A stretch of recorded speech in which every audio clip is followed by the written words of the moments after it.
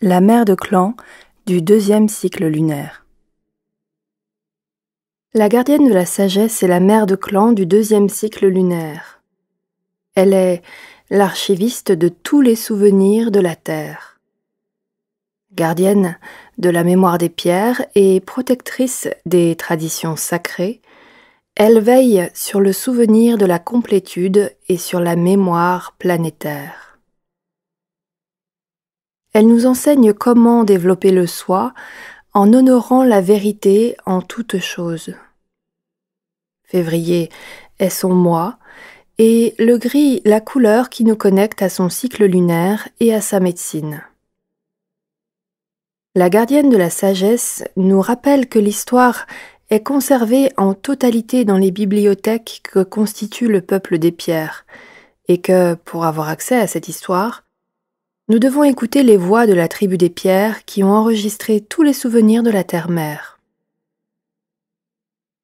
Pour honorer la vérité de tout ce qui a eu lieu, nous devons nous ouvrir à bien plus grand que les traditions culturelles ou les histoires humaines.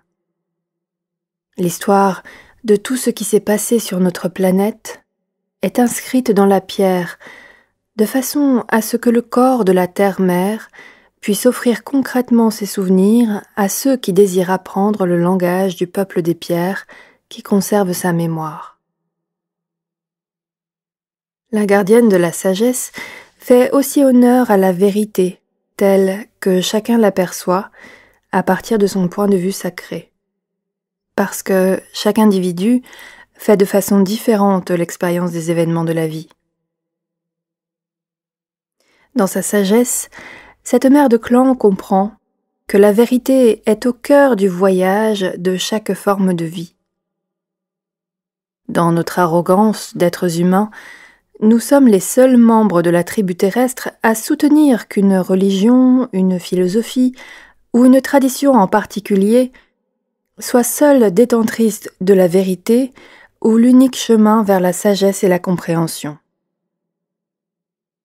Pour cette raison, elle est aussi la mère de l'amitié, et elle nous montre comment être amicale et avoir des amis. La gardienne de la sagesse nous enseigne qu'avoir connaissance du point de vue de la famille planétaire dans toute son étendue est la clé du développement de soi.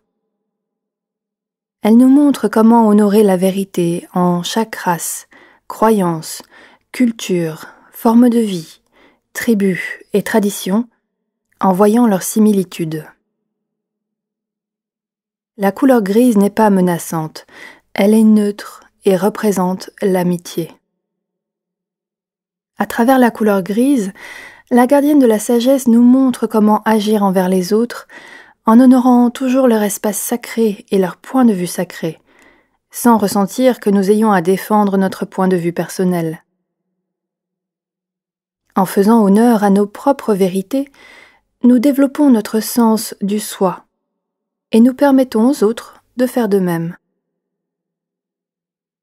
Chaque nouvelle compréhension des vérités que les autres portent en eux augmente notre sagesse personnelle ainsi que notre connaissance, permettant ainsi à des relations qui soient justes de se déployer avec toutes nos relations, justes parce qu'expérimentées à l'intérieur du soi. Nous pouvons avoir recours à la médecine de la gardienne de la sagesse pour restaurer l'amitié, pour nous aider à honorer la vérité en toutes choses, pour nous brancher sur l'histoire de la Terre, pour nous encourager dans le développement de soi, ou pour augmenter le potentiel de notre mémoire. Certaines personnes nées pendant le mois du deuxième cycle lunaire peuvent souffrir de perte de mémoire si elles n'utilisent pas les dons ou les facultés qui leur ont été données en sollicitant leur connexion naturelle à la gardienne de la sagesse. Sa médecine peut aider les enfants de la Terre à guérir de leur perte de mémoire.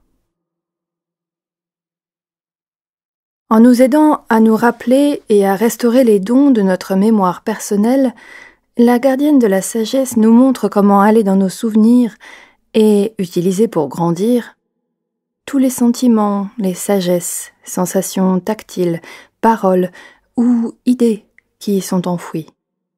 Cette mère de clan nous enseigne que tout ce dont nous avons pu faire l'expérience peut être exhumé de la banque de notre mémoire à n'importe quel moment du futur pour nous soutenir ou nous aider dans nos leçons de vie.